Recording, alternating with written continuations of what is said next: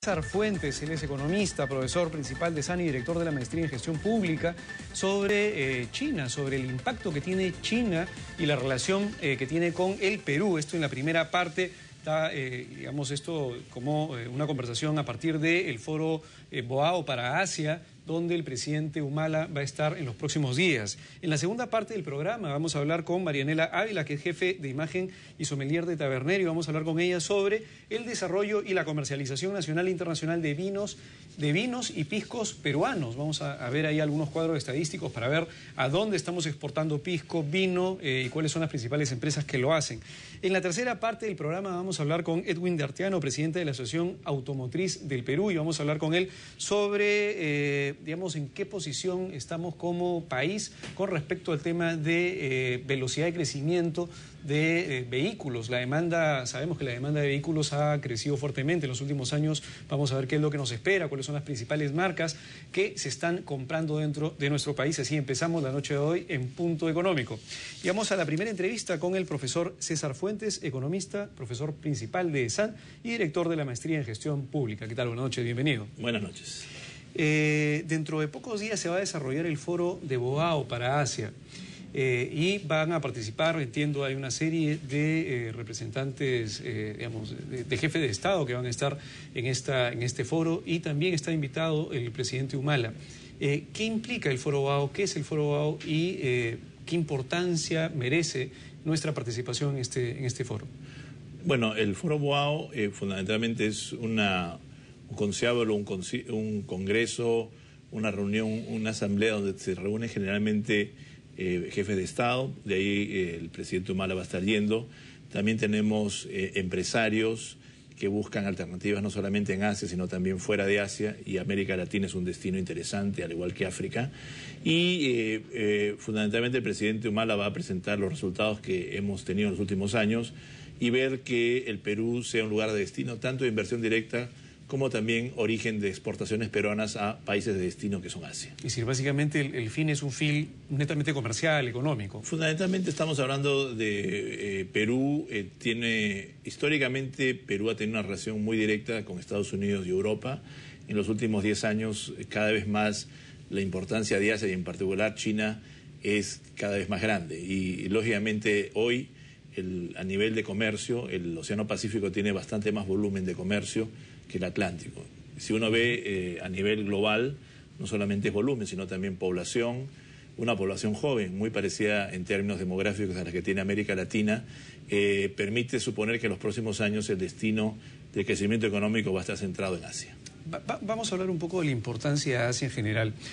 Digamos, hace poco más de 10 años Asia no era tan importante como lo es ahora. Básicamente, si vemos la cifra de crecimiento de China, y son cifras que ya cualquier país desearía tener en términos de crecimiento, y eso ha implicado también que digamos, en épocas donde en algunos años complicados, en los últimos años, de cierta forma Asia, especialmente China, ha sostenido de cierta forma un poco el crecimiento mundial, ¿no?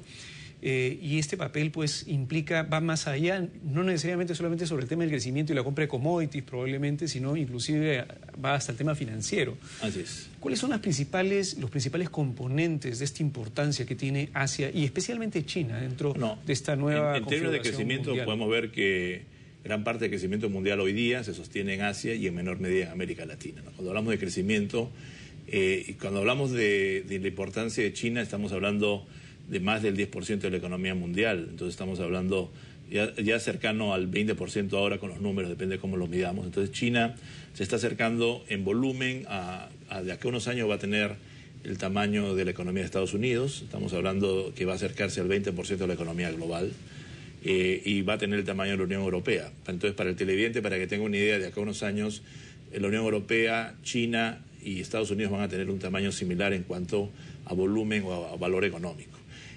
Pero no solamente es eso, sino que China tiene también el hecho que tiene, y Asia en general, China no tanto, pero Asia en general es una población todavía en crecimiento con enormes necesidades, no solamente podríamos llamar de cobre o de harina de pescado, sino que a futuro se está convirtiendo poco a poco en una sociedad de consumo, ¿no? Y eso es lo que justamente vamos a ver en los próximos años. Vamos ahí. China está cambiando un poco su modelo, ¿no? Es decir, el modelo chino se ha basado usualmente en las inversiones y se han visto grandes inversiones, sobre todo en el caso de infraestructura. Bueno, el modelo económico se abrió. Así es. Digamos, ¿qué es lo que va a haber un quiebre próximamente? ¿Habrá una fecha importante que haga este quiebre? Bueno, en el Congreso del Partido Comunista Chino, que fue en noviembre del año pasado, ya se han planteado algunas líneas maestras que supone que de ser un modelo exportador clásico, es decir, utilizar insumos de América Latina y del mundo para exportar a tanto la Unión Europea como Estados Unidos, va a ir cambiando, ¿no? Es decir, lo que tenemos ahora es que poco a poco la economía de China se va a parecer a economías más desarrolladas, es decir, son economías de servicios por un lado y orientadas al consumidor. No estamos ahí todavía, es decir, el giro de pasar de una economía exportadora a una economía de consumo como es hoy la Unión Europea y Estados Unidos toma muchos años, pero ya está el norte dirigido ahí. ¿Qué significa eso? Significa a futuro oportunidades de negocio para las empresas peruanas que no solamente exporten minerales o agroindustria, sino también una diversidad de servicios. Y por otro lado significa que estos van a tener mayor capacidad de poder de compra a futuro. Y digamos una oportunidad para el Perú, sobre todo con productos de mayor valor agregado, ¿no? Así es. Lo que vemos ahora, si uno ve la composición de los socios más importantes de China en América Latina, destacan Chile, Brasil y Perú, porque son exportadores, en el caso chileno y peruano, de cobre, en el caso de Brasil, lo que es la soya o soja y también mineral de hierro. Entonces lo que tienes ahora es que esa composición va a ir cambiando a futuro, porque cada vez más van a demandar, si bien es cierto, estos productos probablemente se van a orientar a productos más sofisticados. Entonces lo que está pasando ahora, el consumidor chino hoy se está volviendo cada vez con mayor ingreso y más sofisticado, y va a tener un perfil en los próximos 20 o 30 años parecido pues a lo que tendremos ahora en Estados Unidos o Europa. ¿Qué es lo que está pasando en China con respecto al tema de producción, a los costos de producción? Inicialmente muchas fábricas se mudaban a China justamente porque era relativamente barato. Así es. Lo que está pasando son fenómenos que también creo que la dirigencia china ha tomado en cuenta. Uno es que los salarios chinos, que era un factor de competitividad grande, ya no lo es tanto porque tenemos países relativamente más baratos como es el caso de Vietnam o la India.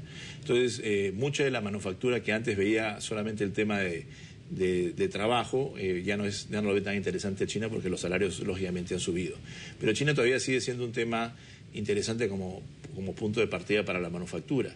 Inclusive lo que está viendo a futuro es que ya está habiendo un fenómeno inclusive de que algunas empresas, por la rapidez en la demanda que requieren en Estados Unidos, están reorientando su manufactura a Estados Unidos. Es un tema interesante, menudo todavía, pero probablemente significativo. En la medida que los costos de China siguen subiendo, va a haber una disposición de las manufacturas quizás de China, pasar las más baratas quizás a Vietnam o la parte del sudeste asiático, y también algunas más sofisticadas probablemente a regresar a Estados Unidos o Europa. Ahora, en ese contexto donde la estructura de costo de China, los sueldos de los pobladores chinos aumentan, y por lo tanto, en teoría, los precios de los bienes que se producen en China se hacen relativamente un poquito más caros con respecto al mundo. Así es.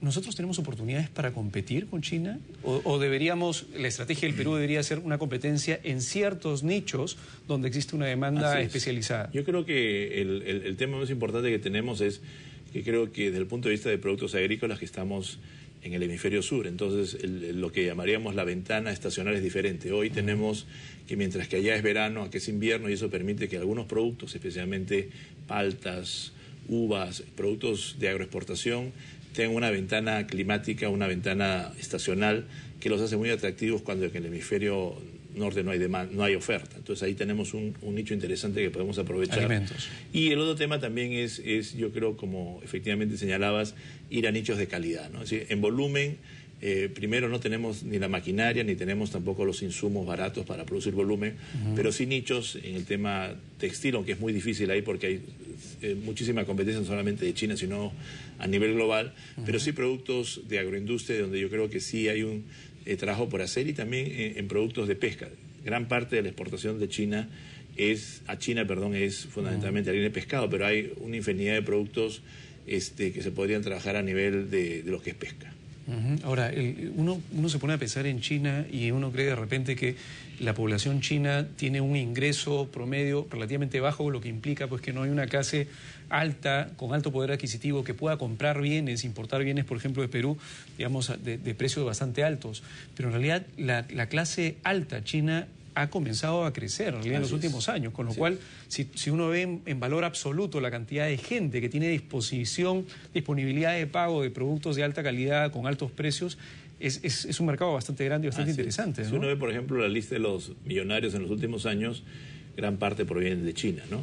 Y acá hay un problema porque desde el punto de vista político, el Partido Comunista Chino tiene el problema de que al tener demasiados millonarios tienes un problema de qué hacer con la gente que queda rezagada. Y por eso es que hay una reflexión también de que junto con el tema de una orientación al mercado doméstico también tienen que tener en cuenta de que los temas de distribución de ingresos son temas que van a estar en la agenda en China. Y lo vemos ahora, por ejemplo, con lo que están haciendo en el tema del boom inmobiliario. Es decir, China, muy parecido a Perú, ha tenido un crecimiento espectacular de precios del inmobiliario, pero ellos han reaccionado de manera, podríamos decir, draconiana para tratar de reducir el precio de la vivienda, porque es un tema crítico, especialmente en la vivienda de alquiler, porque muchos, especialmente trabajadores, lo que tienen son desplazamientos entre el lugar de origen y el lugar de trabajo.